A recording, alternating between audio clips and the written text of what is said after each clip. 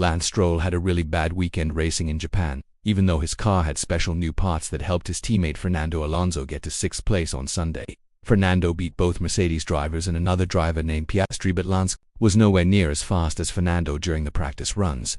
Fernando was even setting the second fastest times at one point with their car, so now people are asking, should Lance's dad Lawrence keep letting his son race for the team? Maybe it's time for Lance to go, especially since bigger companies want to buy part of Aston Martin. The race in Japan showed that Aston Martin and Mercedes are still fighting to be better than each other, but there's one big problem that's hurting Aston Martin more than anything else, and that's Lance Stroll. Even though he got 6th place in Australia and helped keep the two teams close after 4 races, he's not doing well consistently. In Japan, he got knocked out early in practice and didn't even get any points, even with a good tire plan. Right, now he's only 1 point behind Lewis Hamilton, which sounds good, but Lance is in 10th place and has way fewer points than Fernando, who's in 8th place with 24 points. Plus, a young Japanese driver named Tsunoda is getting close to Lance in the points, and people think Tsunoda might get Lance's seat starting in 2026. What? Aston Martin needs to fix right away if they want to beat Mercedes, who suddenly found themselves fighting in the middle of the pack, is how Lance Stroll drives. Lance keeps having trouble in the practice sessions in 2024, so he always has to make up a lot of ground during the race. On tracks like the one in Japan that are hard to pass on because they're narrow, even when Lance had the fastest tires at the end, it didn't help him. Actually, it made things worse because a driver named Hülkenberg passed him, even though Hülkenberg's car was much slower than Lance's. Everyone knows Aston Martin had problems at the end of last year, but they started this year exactly where they wanted to be. They brought a huge upgrade package to Japan, which made them hope they could get some podium finishes in 2024 and maybe challenge McLaren for 3rd place. But they can't do that with just one driver. And since Fernando is the one getting most of the points for the team, things need to change quickly. In a season with 24 races, everything can change in just a couple of races. What's even worse news for Aston Martin is that while Fernando did well in Japan, Lance was clearly not happy. With the car upgrades, this means even if the team does everything right and brings good upgrades to the car, they might not work with how Lance likes to drive. When talking about the upgrades, which copied Red Bull's side design and had a new floor, Lance said, "I don't have anything positive to say about the upgrades, but they look good on Fernando. Everything felt fine. It's just that the car was very slow. No pace in the car and no pace in myself in my car.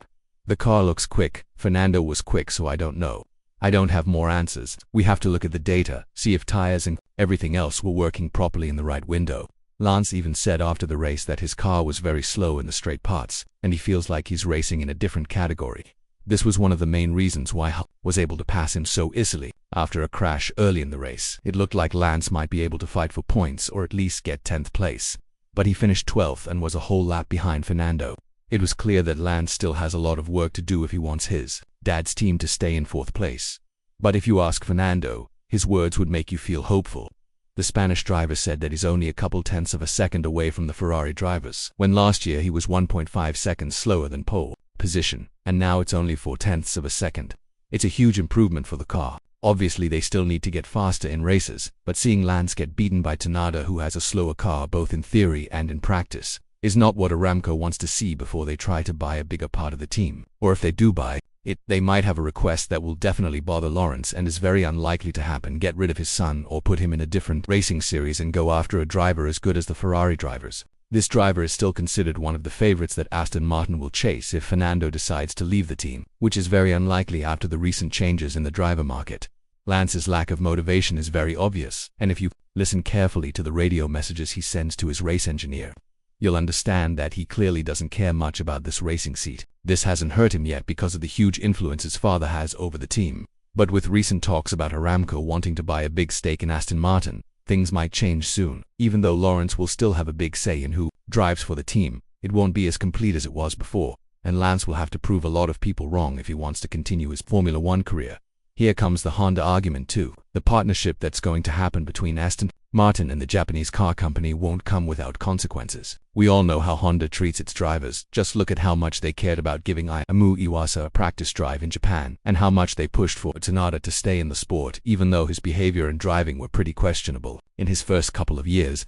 But by beating Ricciardo by a lot and being the only one getting points for Racing Bulls, Tsunoda makes a strong case for himself when it comes to driving for a much more competitive team than what the newly renamed SQRD currently is. Either way, Tsunoda will look at the Aston Martin seat if the Red Bull one won't be available to him. To be fair, After all the statements made by Horner about Perez and not hiring from outside, it's very unlikely that the seat will go to Tsunoda or Ricciardo. While this would be devastating news for the Australian driver, it might not be that bad of an opportunity for Tsunoda because at the end of the day he can count on Honda's help to support him for a seat at Aston Martin.